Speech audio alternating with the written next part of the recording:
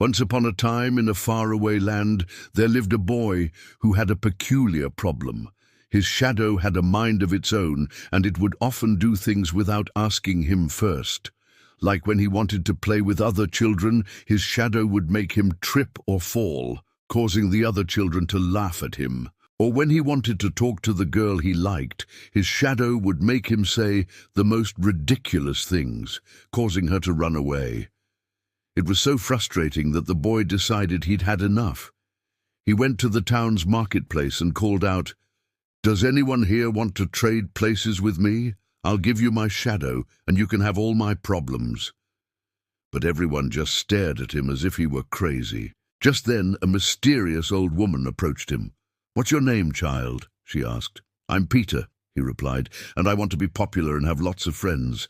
I want to be someone important." The old woman smiled knowingly. "Ah, I see. So you want to be like me, eh?" she said, pointing to herself. "Well, it's quite simple, really. All you have to do is give me your shadow, and I'll give you mine." Peter thought for a moment. "Are you sure?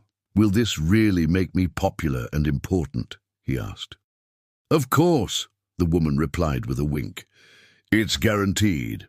So Peter handed over his shadow, and the woman gave him hers. The moment their shadows switched places, Peter felt a surge of power. He was no longer the shy, awkward boy. He was confident and charismatic. Everyone in town wanted to be his friend, including the girl he had a crush on. But something strange was happening. As Peter began to fade away, he realized that the old woman had tricked him. She had taken his shadow, which was a part of him, and given him hers, which was full of darkness and evil. He tried to warn the townspeople, but they couldn't hear him.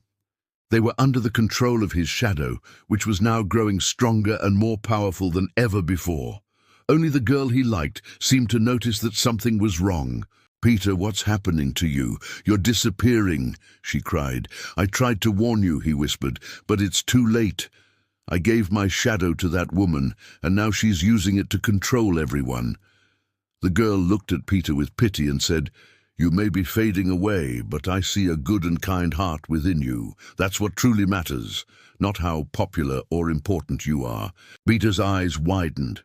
He had never thought of himself as good or kind, but the girl's words made him realize that these were his best qualities. And even though he was afraid, he knew he had to get his shadow back.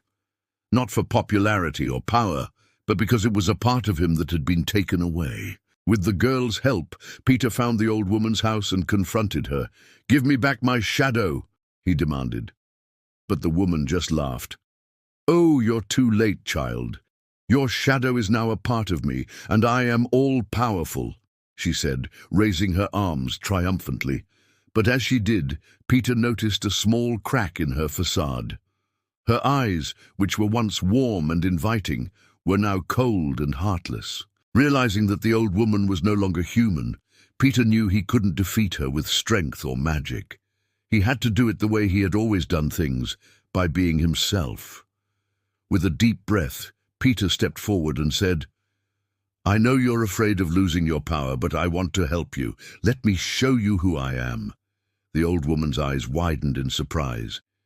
She had never seen such kindness and compassion in a human being before, and as Peter continued to talk to her, she began to remember who she once was, a kind and caring woman who had lost her way. The moment she realized that Peter was right, she released his shadow and disappeared. As Peter's shadow returned to him, he felt whole again. He knew that he wasn't the strongest or the most powerful person in the world, but he was good and kind, and that was what truly mattered. From that day on, Peter became known throughout the land as a hero. But he never forgot the valuable lesson he had learned from the girl who liked him. True beauty comes from within, and it's what makes us human.